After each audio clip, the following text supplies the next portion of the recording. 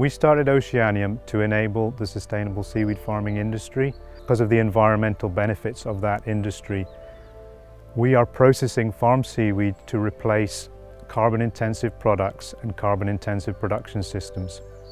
So the main things that we provide are basically a set of almost like puzzle pieces or Legos that allow you to create a floating wetland, floating water ecosystem on them, and they all interconnect together and you can create all different shapes. So we create floating riverbanks, floating islands, floating parks, all with this same kind of interlocking component.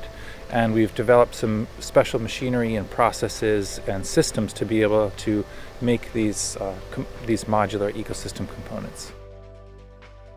Great projects in Chicago, in Paris, 30 plus projects in London. Today they're installing 6 projects in a row on the Rochdale Canal in the middle of Manchester.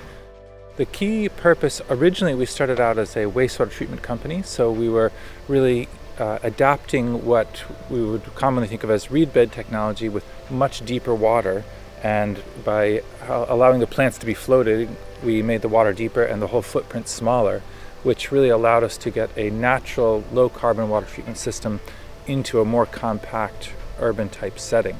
However, the demand has changed more and more, and these days with the increasing importance of net biodiversity gain, there's a greater focus on actually achieving green space, urban cooling, and habitat and biodiversity within hard-edged water environments. Back in 2007, we were looking as a community to do a community project. We were looking at carbon reduction and we were looking at growing local food. And in Shetland's climate, we wanted to do a lot of that growing undercover. At the same time, then the aquaculture industry was really in its heyday in Shetland, and there was a lot of waste pipe and that from the industry that was either littering shores or going to landfill. So what we did was we used the waste pipe and we used that as the hoop of the polytunnel. And then we added a skin of polycarbonate. So it's really robust, really strong, wind rated to wind speeds of 120 mile an hour. And so now we sell them worldwide. We've shipped to Greenland, we've shipped to the Falklands, because people in similar climates are looking for a robust polytunnel, and so the Polycrub fulfills that. And I was actually just doing some calculations the other day.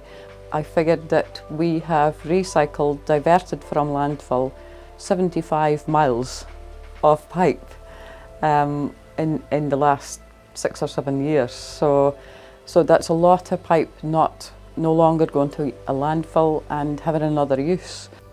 We have big plans for the future. Oceanium right now is scaling up its biorefinery process, and as soon as we've got that nailed down, we plan to replicate and scale. We are already building our supply chain all across Scotland and the UK and abroad as well. We intend to process 200,000 tons of seaweed by 2030, creating numerous jobs along the rural coastal regions as well as up and down the value chain.